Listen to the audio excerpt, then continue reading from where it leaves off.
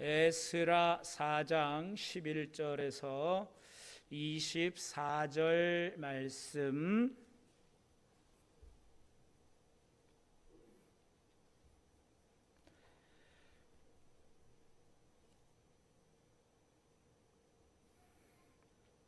찾으셨어요? 함께 읽으시겠습니다. 아닥사스다 왕에게 올린 그 글의 초본은 이러하니 강 건너편에 있는 신하들은 왕에게 아뢰나이다. 당신에게서 우리에게로 올라온 유다 사람들이 예루살렘에 이르러 이 패역하고 악한 성읍을 건축하는데 이미 그 기초를 수축하고 성곽을 건축하오니 이제 왕은 아시옵소서. 만일 이 성읍을 건축하고 그 성곽을 완공하면 저 무리가 다시는 조공과 관세와 통행세를 바치지 아니하리니 결국 왕들에게 손해가 되리이다. 우리가 이제 왕궁의 소금을 먹음으로 왕이 수치당함을 참아 보지 못하여 사람을 보내어 왕에게 아뢰오니 왕은 조상들의 사기를 살펴보시면 그 사기에서 이 성읍은 패역한 성읍이라 이해로부터 그 중에서 항상 반역하는 일을 행하여 왕들과 각 도에 손해가 된 것을 보시고 아실지라. 이 성읍이 무너짐도 이 때문이니이다. 이제 감히 왕에게 아뢰오니 이 성읍이 중건되어 성곽이 준공되면 이로 말미암아 왕의 강 건너편 영지가 없어지리다 하였더라. 왕이 방백 르흠과 서기관 심세와 사마리아에 거주하는 그들 동관들과 강 건너편 다른 땅 백성에게 조서를 내리니 일러스되 너희는 평안할지어다. 너희가 올린 글을 내 앞에서 낭독시키고 명령하여 살펴보니 과연 이 성읍이 예로부터 왕들을 거역하며 그 중에서 항상 패역하고 반역하는 일을 행하였으며 옛적에는 예루살렘을 다스리는 큰 군왕들이 있어서 강 건너편 모든 땅이 그들에게 조공과 관세와 통행세를 다 바쳤도다. 이제 너희는 명령을 전하여 그 사람들에게 공사를 그치게 하여 그 성을 건축하지 못하게 하고 내가 다시 조서 내리기를 기다리라. 너희는 삼가서 이 일에 게으르지 말라. 어찌하여 화를 더하여 왕들에게 손해가 되게 하랴 하였더라. 아닥사스다 왕의 조서 초본이 르흠과 서기관 심세와 그의 동료 앞에서 낭독되매 그들이 예루살렘으로 급히 가서 유다 사람들을 보고 권력으로 억제하여 그 공사를 그치게 하니 이에 예루살렘에서 하나님의 성전 공사가 바사왕 다리오 제2년까지 중단되니라. 아멘. 할렐루야. 오늘도 이 저녁 지혜전에 오르신 여러분들 가운데 하나님의 크신 은혜가 함께 하시기를 주님의 이름으로 간절히 축원합니다. 우리가 계속해서 이제 에스라서의 이야기를 듣습니다. 에스라서 4장은 이제 그 고레스 왕의 칙령에 의하여 유다 백성들이 고향으로 돌아와 예루살렘으로 돌아와 이제 성전의 기초를 놓고 많은 옛 어르신들은 솔로몬의 성전을 보았던 어른들은 슬피 울면서 통곡하였고 또 이제 젊은 사람들은 이제 드디어 우리가 성전을 세우는구나 기뻐하는 그러한 상황에 놓였습니다. 그러나 좋은 일도 잠시 사마리아의 사마리아인들 즉 유다 예루살렘을 떠나지 않고 또 이스라엘을 떠나지 않았던 그 이제 이 사마리아에 거주하던 사람들이 와서 우리도 너희와 함께 이 성전을 짓는 것을 돕겠다 이렇게 말합니다. 그러나 이 성전은 순수한 신앙을 지키고자 하는 유대의 그러한 그 여호와 신앙의 정통성을 지키고자 하는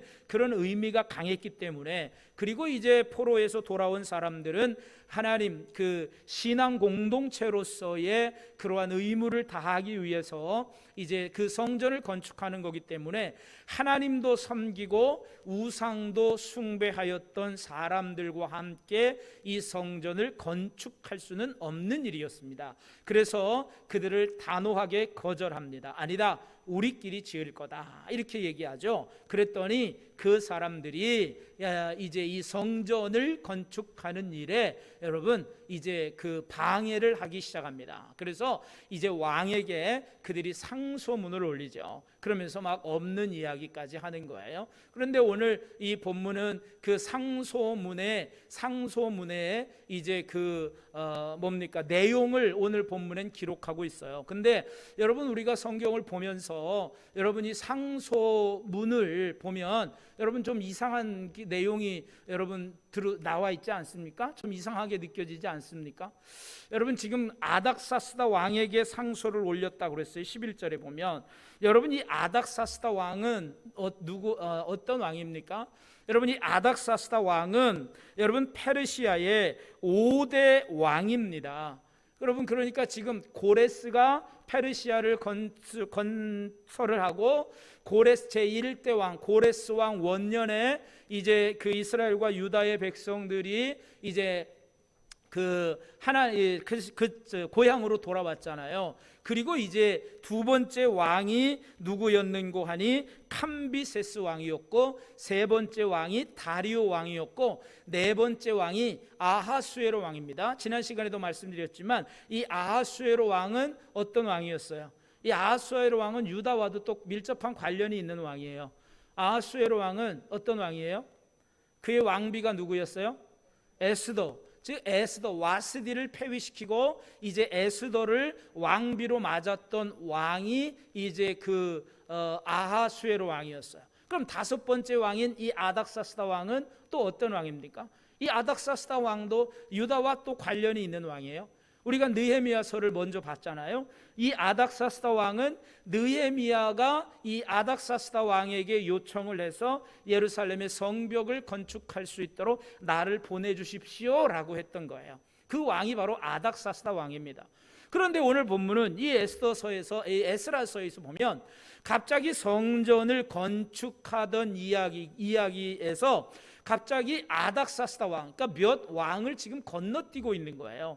시간상으로도 보면 역사적으로도 보면 지금 거꾸로 기록하고 있어요. 그래서 11절에는 아닥사스다 왕이라고 했다가 24절에는 다리오 왕 제2년까지도 이 성전 공사가 중단되었다 이렇게 말하고 있습니다. 그러니까 이것을 볼 때 예루살렘이 온전히 서는 것, 특별히 또 이제 그 귀환한 이스라엘 백성들, 귀환한 공동체가 온전히 세워지는 것은 성전뿐만이 아니라 예루살렘의 성벽이 세워지고 또 성벽이 재건되는 것, 이 모든 것을 하나의 그러한 역사로 보고 있다라고 하는 거예요. 그래서 이 모든 방해 공작들 또한 하나님께서 이제 이러한 일들을 통해서 하나님의 놀라운 일들을 이루어 가신다라고 하는 것을 우리가 볼 수 있는 것입니다. 그러니까 성전을 건축하는 것과 성벽을 건축하는 게 다른 게 아니다라고 하는 거예요. 왜? 성전을 건축하려면 성전만 건축해서는 되지 않잖아요. 성벽으로 이제 둘러싸여서 안전한 그런 것들이 이제 또 보장되어야 하잖아요. 그래서 예루살렘 성벽과 또 성전이 건축되는 일을 별개의 사역으로 보지 않고 동일한 같은 사역으로 보고 있기 때문에 이 아닥사스다 왕 때의 성벽을 건축하는 이 방해하는 일들을 오늘 이 상소문의 내용을 기록하고 있다는 거예요. 그러니까 여러분 이 유다 공동체, 즉 그 포로 생활에서 돌아온 공동체들에게 닥쳤던 고난은, 닥쳤던 역경과 이 방해하는 역사가 얼마나 오래되었다라고 하는 것을 우리는 알 수 있다는 거죠. 그리고 또한 유다와 베냐민의 대적이라고 4장 1절에서 표현하고 있는 이 사마리아인들은 성전을 건축하는 일만 방해한 것이 아니라 성벽을 재건하는 것까지도 방해하는 그런 공작을 폈던 사람들이다라고 하는 것을 우리가 알 수 있는 거예요. 그래서 지난 시간에도 제가 말씀드렸지만 여러분, 마귀의 공격은 집요합니다. 하나님의 일을 하는, 이 하나님의 사업을 하는 이 일에 마귀는 집요하게 성도들을 공격하고 아주 끈질기게 공격하는 거예요. 그래서 여러분, 이스라엘 백성들 얼마나 숱한 역경을 겪었는지를 우리는 알 수가 있다라고 하는 거죠. 그러면서 이제 우리는 이 세상의 방해와 세상의 공격 앞에서 우리 성도들이, 우리 신앙인들이 어떠한 자세로 살아가야 할 것인가를 우리는 또한 이 말씀을 통해서도 새롭게 깨닫고 결단해야 됩니다. 여러분, 우리도 때로는 신앙생활하면서 많은 어려움들을 겪어요. 그죠? 그렇죠? 그렇잖아요. 근데 우리도 때로는 하나님 앞에 투정을 부릴 때도 있어요. 하나님, 왜 내가 이렇게 어려운 고난을 당해야 합니까? 근데 사실 잠깐이면 모르지만 여러분, 너무나도 오랜 시간 동안 이 어려운 고난을 이 유다의 백성들은 지금 겪고 있는 거예요. 성전도 지으려고 기초만 놓고 못했죠. 성벽, 우리가 느헤미야를 통해서도 보았지만 성벽을 건축하는 거, 여러분, 숱한 방해와 숱한 역경 속에서도 느헤미야는 기도하는 가운데 사람들을 지도하고 인도하면서 이 성벽을 건축하는 일을 아주 완벽하게 마무리했어요. 그러면 우리도 이 숱한 어려움 속에 세상은, 즉 마귀는 우리 성도들을 공격하고 넘어뜨리려고 하는 이 위협 앞에서, 우리를 또한 그 공격하는 이 공격 앞에서 우리가 어떠한 자세로 임해야 하느냐라고 하는 것을 우리는 알 수 있는 거예요. 우리가 기도하는 가운데 우리의 믿음을 굳건하게 하면서 이 어려움들을 이겨가야 된다라고 하는 거예요. 그러면서 이제 그 아닥사스다 왕에게 보내는 상소의 내용이 11절에서 16절 말씀까지 보면 이제 상소문의 내용입니다. 거기는 이제 방백 르흠과 서기관 심세가 주축이 되어서 왕에게 상소를 올렸다 그랬어요. 그들이 하는 말이 뭐냐면, 우리는 지금 당신의 왕궁의 소금을 먹고 있는 사람들입니다, 이렇게 표현을 합니다. 왕궁의 소금을 먹고 있다는 표현은 뭐냐면, 내가 지금 왕께서 주시는 그런 급료, 즉 왕이 주시는 그런 급여를 받고 내가 지금 일하고 있습니다. 그래서 만약 이 사람들이 이 성벽을 건축하고 이 성벽이 완공되는 날에는 당신에게 조공과 관세와 통행세를 바치지 않게 될 것이고, 그렇게 된다면 왕은 손해만 입게 될 것이고 수치를 당하게 될 것입니다 라고 하면서 이 성벽 재건을 막아달라고 요청하고 있습니다. 여러분, 그런데 사실 이것은 추측인 것이지 유다 백성들이 실제로 그렇게 하려고 하는 마음은 없었습니다. 여러분, 세상도 우리를 공격하는 이유 중에 하나는 우리 믿음의 사람들을 향해서 추측해서 말하는 것들도 있습니다. 그래서 우리는 그런 마음이 없는데 사람들은 우리를 추측해서 우리를 모함하기도 하고 또 우리에게 하는 일을 방해하기도 합니다. 그래서 많은 어려움들을 겪을 때가 있다라고 하는 것이죠. 지금 이 상소문도 보면, 아니 언제 지금 이 포로 귀환한 공동체가 자, 우리가 성벽을 만들자, 그리고 우리가 페르시아에게 조공과 관세와 통행세를 내지 말자, 언제 결의한 적이 있습니까? 언제 그런 거 한 적 없어요. 근데 지금 이 사람들이 그걸 지금 없는 말을 꾸며서 지금 모함하고 있는 거예요. 그러니까 왕은 그럴듯하거든요. 이 왕이 이 상소문을 받아보고 나니까 그럴듯해요. 그래서 거기다 또 뭐라고 그러냐면, 이 예루살렘은 원체가 아주 패역한 성읍입니다. 여러분, 우리 왕이시여, 옛날 역사 사기를 찾아서 읽어보십시오. 그러면 예루살렘이 얼마나 패역했고 얼마나 당시의 나라들에게 반역을 했는가, 그 역사를 볼 수 있을 것입니다 라고 하면서 이 예루살렘, 이유다 공동체들을, 이 귀환한 공동체들을 이제 모함하면서 이제 이 성벽이 재건되는 것을 막기 위해서 온갖 애를 쓰고 있습니다. 마귀가 성도들을 공격하는 것과 똑같은 거예요. 성도들을 이 마귀도 끝까지 집요하게 공격하고 있다는 거죠. 그래서 또한 하는 말이, 이 성벽이 재건되면 왕은 제국의 영토를 잃어버리게 될 것입니다. 그러니까 왕이 얼마나 귀가 솔깃하겠어요. 실제로 그럴 수도 있겠다. 저들이 독립을 하게 되면 내가 다스리는 나라를 잃어버리게 되겠구나, 이런 생각을 하게 되는 거예요. 그리고 왕이 실제적으로 17절 이하에 보면 왕이 이제 그 사기를 찾아보아요. 그 역사를 찾아보니까 그 19절 이하에 보면 그들을 보니까 정말 예로부터 왕들을 거역하고 그 중에서 항상 패역하고 반역하는 일을 행하였다, 이렇게 표현하고 있어요. 실제적으로 그런 것이 역사에 기록되고 있는 거예요. 그러니까 이거 봐라, 진짜 예루살렘을 이렇게 그냥 내버려둬서는 안 되겠구나, 이렇게 말합니다. 그러면서 그들에게 이제 왕이 조서를 내리는데, 너희는 지금 이 유다 백성들이 성벽을 재건하는 일, 이것을 못하도록 막아라, 이렇게 얘기하는 겁니다. 그 이유는 그렇습니다. 사기를 찾아보니까 이 당시에 이스라엘의 예루살렘의 옛 군왕들이라고 하는 표현이 있어요. 20절에 보면 예루살렘을 다스리는 큰 군왕들이 있어서 강 건너편 모든 땅이 그들에게 조공과 관세와 통행세를 다 바쳤다, 이렇게 말합니다. 여기서 예루살렘을 다스리는 큰 군왕들은 누구를 말하냐면 역사적으로 다윗과 솔로몬 시대의 그 솔로몬 왕들을 이야기하고 있는 거예요. 그러니까 여러분, 이스라엘이 다윗과 솔로몬 시대에 얼마나 강성했습니까? 그리고 다윗과 솔로몬 시대에 주변의 나라들이 이스라엘에게 조공을 바쳤던 적이 있어요.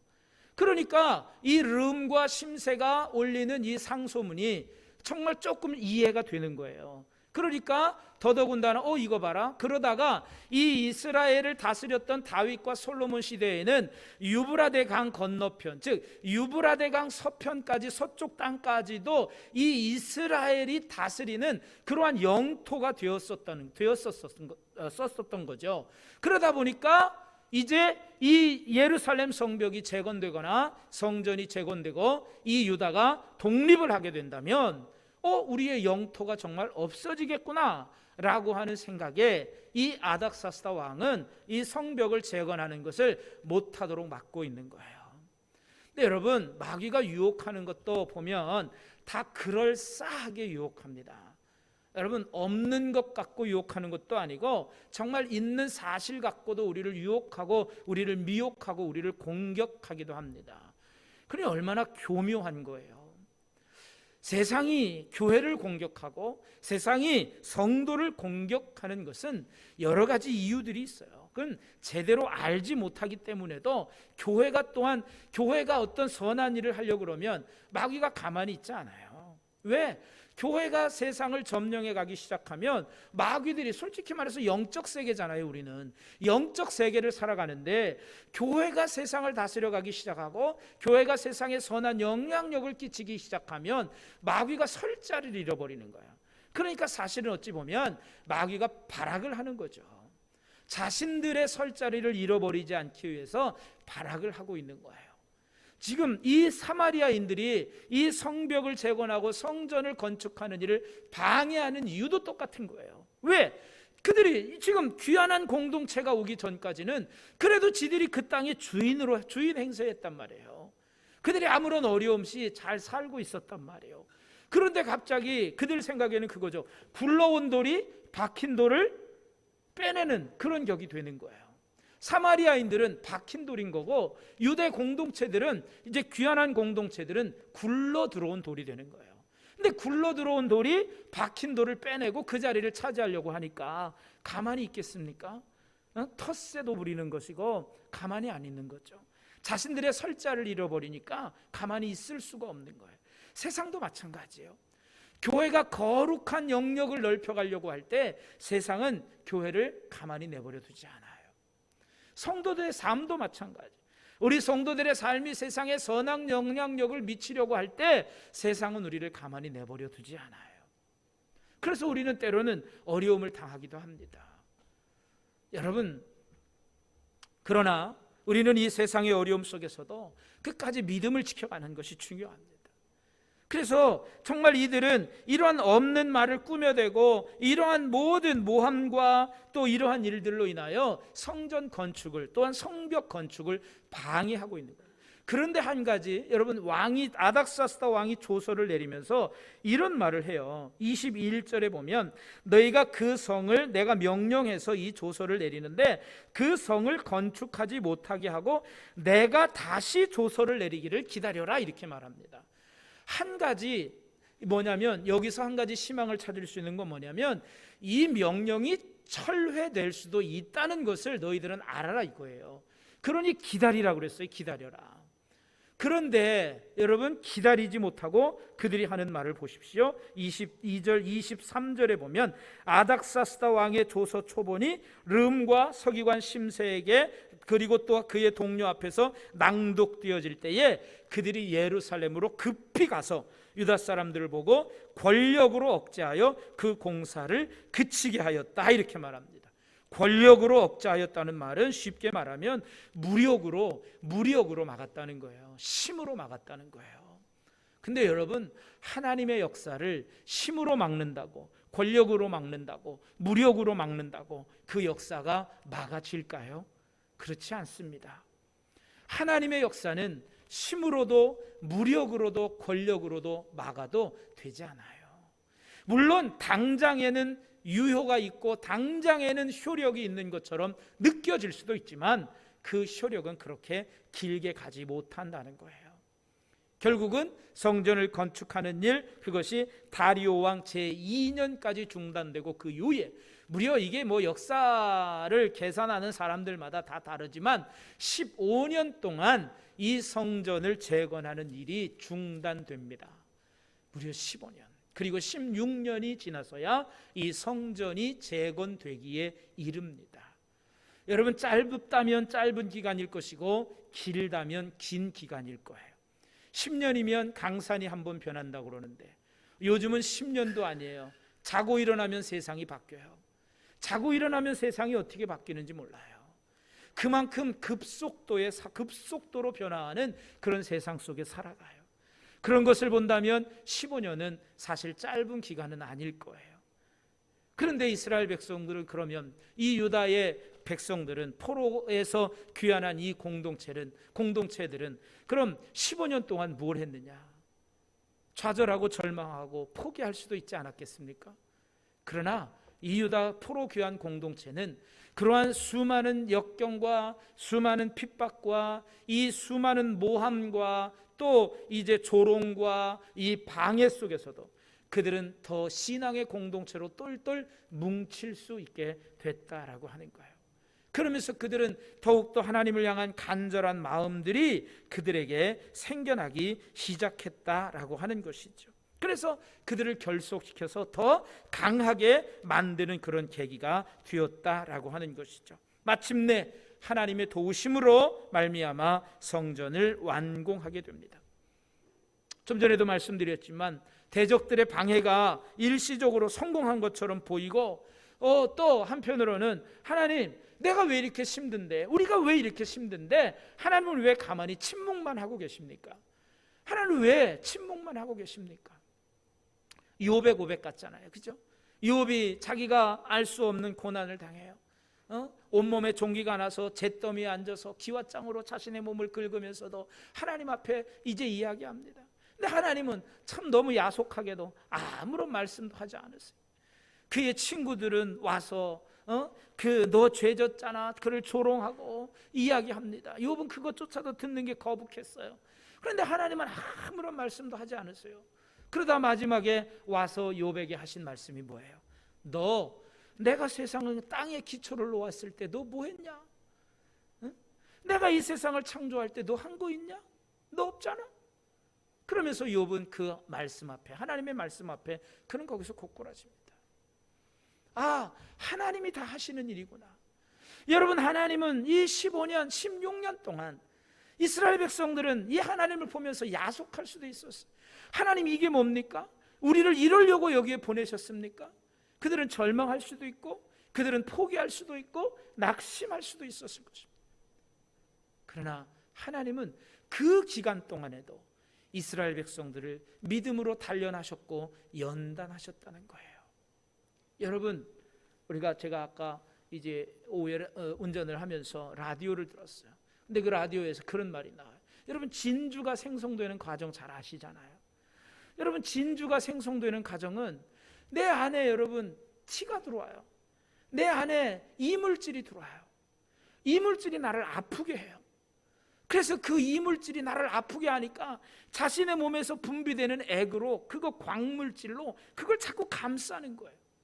그래서 그 상처가 나를 아프게 하는 그 상처가 그걸 감싸면서 참고 인내하면서 만들어낸 것이 뭐예요? 진주예요. 여러분 진주는 아픔을 통해서 만들어졌어요. 상처를 통해서 만들어진 게 진주예요. 여러분 이것처럼 이스라엘 백성들은 이 아픔과 이 상처 속에서 그들은 진짜 신앙, 믿음의 진주를 만들어가고 있는지도 몰라요. 그러면서 하나님의 때를 그들은 기다리고 있었던 거예요. 고레스의 마음을 감동시키셔서 유다 백성들을 그들의 고향으로 돌아오게 하셨던 하나님은 아닥사스다 왕의 마음도 움직이셔서 느헤미야를 통해서 성벽을 완공하게 하셨던 것처럼 하나님께서 일하시고 계심을 그들은 기다리고 있었다는 거예요. 그렇다면 오늘 우리의 신앙은 또한 어떠해야 할까요? 오늘 우리의 삶에도 때로는 세상에서 나를 핍박하고 세상에서 나를 공격하고 세상에서 나를 모함하기도 하고 없는 말로 나를 조롱하기도 하지만 여러분 그 가운데서도 우리는 그거를 진주로 만들어갈 줄 아는 지혜가 필요한 거예요. 인내하면서 믿음으로 참고 기도하면서 여러분 하나님의 때를 기다리는, 하나님께서 해결해 주실 때를 기다리는 그러한 믿음이 우리에게 필요하다라고 하는 거예요. 이스라엘 백성들은 그러한 믿음으로 버텼어요. 그래서 하나님은 정말 우리가 생각할 때 침묵하고 계시는 것 같지만 하나님은 그분의 백성들과 함께 하시면서 더 큰 역사를 준비하셨다라고 하는 거예요. 그래서 하나님은 왕들의 마음을 움직이셨던 거예요. 유다 백성들을 포로에서 돌아오게 하시고 성전을 재건하도록 하신 분이 바로 하나님이시다라는 거예요. 그래서 성경의 주인공은 결국 누구예요? 하나님이십니다. 하나님이 하시는 거예요. 하나님이 하시는 거예요. 교회도 마찬가지예요. 하나님이 하시는 거예요. 성벽 그 공사를 방해한 시기에는 이제 6절에서부터 23절의 일이고 이제 24절은 또 다른 이야기라고 그랬어요. 아까 성전 공사를 방해한 시기의 일이에요. 그 시기와 내용은 다르지만 이 에스라는 동일한 대적들의 방해였기 때문에 의도적으로 같이 기록하고 있다고 말씀드렸어요. 여러분 우리의 삶에도 우리를 공격하는 대적의 모함과 행사로 힘들 수도 있지만 여러분 인내하십시오. 상처가 없이는 진주가 만들어질 수 없어요. 여러분 우리가 왜 상처가 없겠어요? 그죠? 우리에게 왜 아픔이 없겠어요? 그러나 여러분 그 아픔과 상처 때문에 진주가 만들어진다는 사실을 기억하시고 오늘도 우리가 정말 내 안에 상처가 있고 아픔이 있어도 여러분 인내하셔서 진정한 진주와 같은 보배와 같은 그런 믿음의 사람들이 되어지시기를 주님의 이름으로 간절히 축원합니다. 우리를 공격하는 사람들 끝까지 할 수 없습니다. 그들은 물러갈 수밖에 없고 주님이 승리하실 수밖에 없습니다. 우리는 이미 이겨놓은 싸움을 싸우는 거잖아요. 세상은 여러분 교회가 거룩하게 행할수록 자신들에게 손해를 입힌다고 생각하기 때문에 교회를 공격하는 거예요. 세상은 교회가 능력을 드러내던 때를 기억하고 두려워서 교회를 공격할 수밖에 없는 거예요. 세상은 교회가 하는 일을 오해하기 때문에 그것을 막고자 모든 가능한 힘들을 다 발휘해서 교회가 하는 일을 막고자 하는 거예요. 여러분 그러나 하나님은 이기십니다. 예수님은 이기셨습니다. 사랑으로 이기셨습니다. 오늘도 우리가 사랑으로 믿음으로 인내로 승리하는 삶을 살아가는 저와 여러분이 되기를 주님의 이름으로 간절히 축원합니다. 우리 역시 때때로 대적들로 인해서 어려움을 당할 수 있어요. 그러나 베드로전서 5장 10절의 말씀처럼 하나님께서 우리를 그리스도 안에서 부르사 잠깐 고난을 받게 하시고 우리를 온전하게 하시고 굳게 하시고 강하게 하시는 줄로 믿고, 여러분 잠깐의 고난이지만 여러분 우리에게 느껴질 때는 그것이 길다고 느껴질 수도 있지만 여러분 그러나 우리를 온전케 하시고 굳게 하시고 강하게 하시려고 하시는 하나님의 의도, 하나님의 계획과 섭리가 있음을 알고 믿음으로 승리하시기 바랍니다.